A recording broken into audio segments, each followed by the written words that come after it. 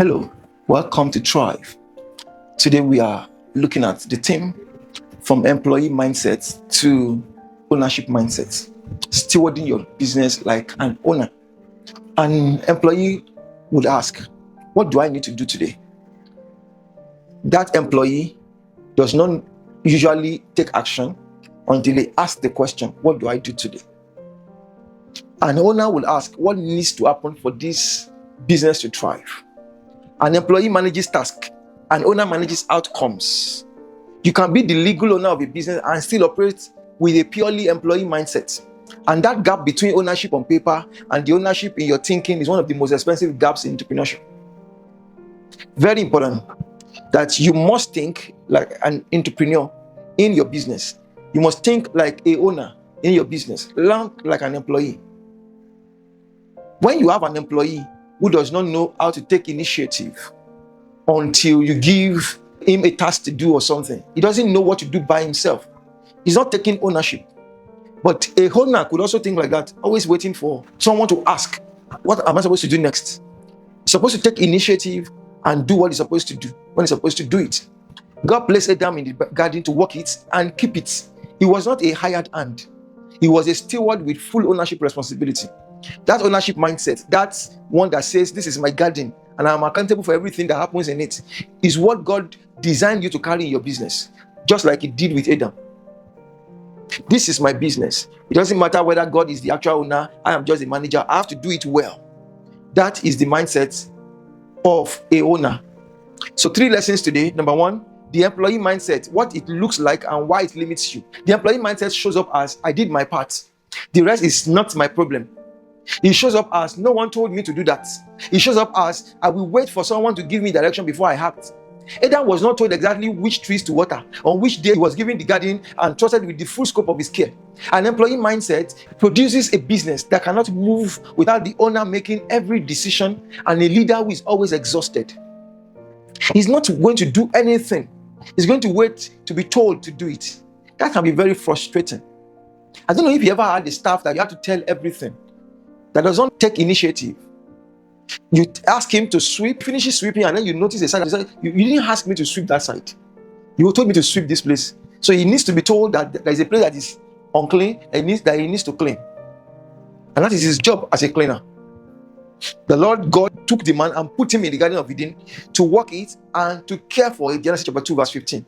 To work it and to care for it.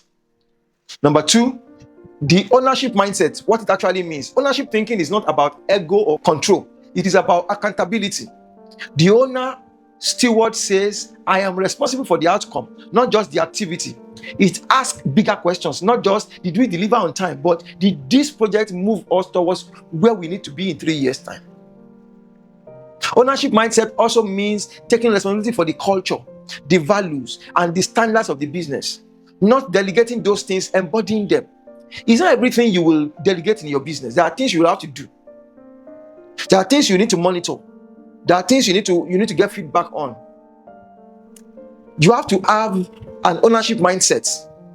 Take responsibility for the culture of the company. So if something goes wrong behind you and you start blaming the staff, sometimes you have to check yourself. Maybe I didn't really embody what I'm trying to teach.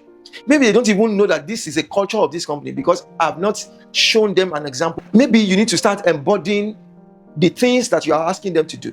Number 3, the steward owner distinction, the kingdom business advantage. The kingdom business person does not just own their business, they steward it on behalf of a greater owner. The greater owner is God. So you are just the person who is a steward of God's resource. This changes the ambition from how do I build this to make myself wealthy to how do I build this to maximize kingdom impact? How do I build this and God will be glorified? Faithfulness in the stewardship of what God has placed in your hands is the pathway to greater ownership. The size of your ownership is often determined by the quality of your stewardship. The quality of your stewardship. So, can I ask you a question? What is your stewardship like in that which God has placed in your hand? Luke 16 verse 12. If you have not been trustworthy with someone else's property, who will give you property of your own? Who will give you property of your own since you have not been faithful with somebody else's property? 3 things I would like you to do.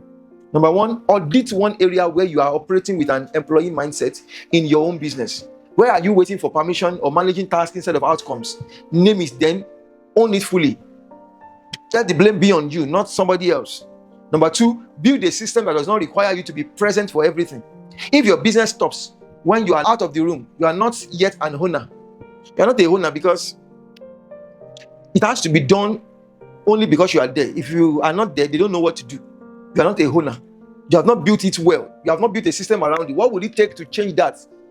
Write it down and begin to plan towards that. Number 3, write a statement of stewardship for your business. One that names God as the ultimate owner of that business and defines your role as the faithful steward He has assigned to this enterprise. Because if you begin to see your business as owned by God, managed by you, there's a way you will treat that business. That this business belongs to God. I'm just a staff of this business. So in what specific area of your business are you thinking and behaving like an employee when God is calling you to think and behave like a faithful owner steward? What area of your life are you thinking like an employee when God is thinking you will be thinking like a faithful owner steward? I hope this has blessed you. I'll come your way again tomorrow on Thrive. Enjoy your time.